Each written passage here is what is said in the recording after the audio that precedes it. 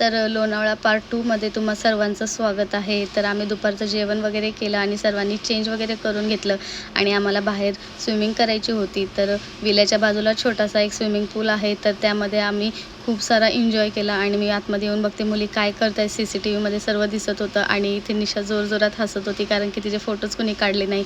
मग आम्ही हे असं काहीतरी करायचं ठरवलं, तर हे मला काही जमलं नाही म्हणून मी तिथून निघून गेले. आम्ही पाण्यात रील वगैरे शूट केला. खूप जास्त पाण्यामध्ये थांबल्यामुळे आम्हाला थंडी वाजायला लागली, तर काकींनी आम्हाला चहा वगैरे आणून दिलेला होता.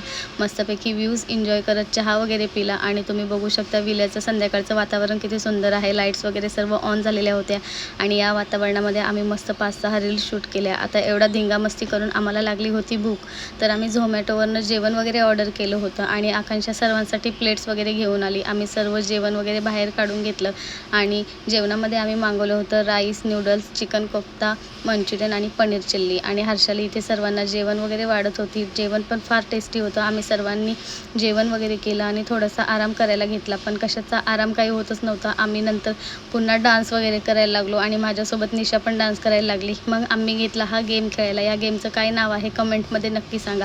अर्धे कार्ड तर या गेमचे रचनाकडेच होते आणि आकांक्षाला वाटतं झोप येत होती, तर तिने थोडंसं अंग टाकून दिलेलं होतं. आणि गेमचा लास्टचा पार्ट बाकी होता, तर याच्यामध्ये जो हारेल तो भांडी घासणार होता.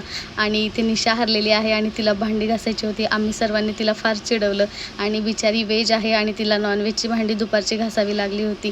विशाखा तिला घेऊन किचनमध्ये गेली आणि तिच्याकडनं सर्व भांडी वगैरे घासून घेतली. तर ती खूप शिव्या देत देत तिने सर्व भांडी वगैरे घासून घेतली. खूप चिडलेली होती ती. आणि मग नंतर हर्षालीने आमच्यासाठी मस्तपैकी चहा ठेवला. गरमागरम आमच्यासाठी ती चहा घेऊन आली. चहा पीत पीत आम्ही खूप जास्त गप्पा वगैरे केल्या आणि खूप सारे गेम्स वगैरे खेळले. तर तुम्हाला माहिती आहे का, सकाळचे 4:30 वाजले तरी पण आम्ही झोपलेलो नव्हतो, कारण की जो झोपल त्याच्या फेसवरती काही पण ड्रॉइंग करण्यात येईल असं ठरवलं होतं, म्हणून कुणीच झोपलं नाही.